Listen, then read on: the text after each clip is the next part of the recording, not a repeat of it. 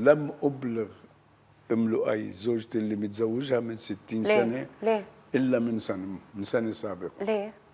لماذا خبيت؟ لأني ما بدي تقلق، لأنه هي بتقلق، أنا ما بقلق.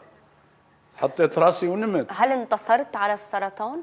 انتصرت عليه، بس في حبة واحدة باخذها كل ليلة وكأنه ما عندي شيء، ولا عندي عوارض ولا نتائج ولا بلاوي، لأني قررت أن أعمل ما يجب أن أعمله. حبة واحدة، حبة دواء.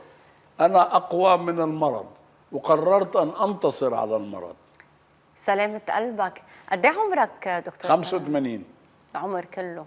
85. بتعمل رياضة؟ بتتبع نظام غذائي معين؟ لا، بعمل نظام أنا عامله لنفسي. وخبرني النظام هيك سريعا، على شو بتركز بأكلك مثلا؟